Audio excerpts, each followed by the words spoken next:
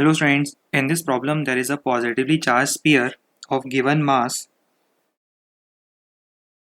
which is attached by a spring of force constant 10 to the power of 4, and the sphere is tied with the help of a thread so that the spring is initially in its natural length. So let us assume that this sphere is initially tied with the help of a thread, maintaining the spring in its natural length.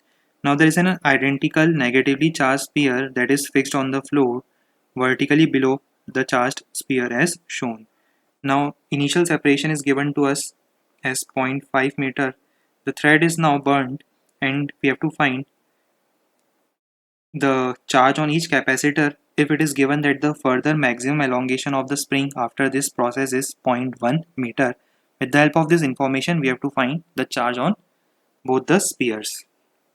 So let us first understand the scenario which was actually given in the problem. So according to the problem,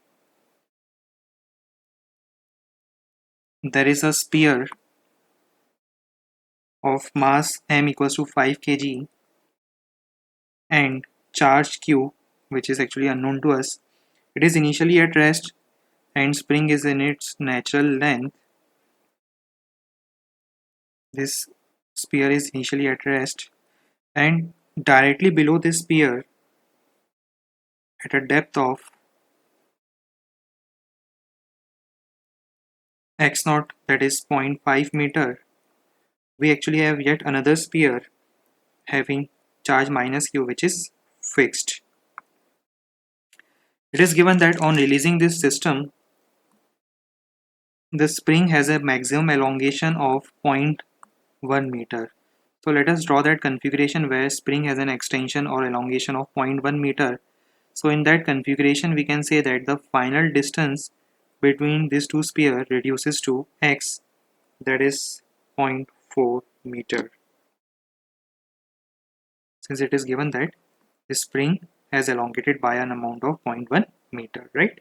So at maximum elongation, we know that at maximum elongation,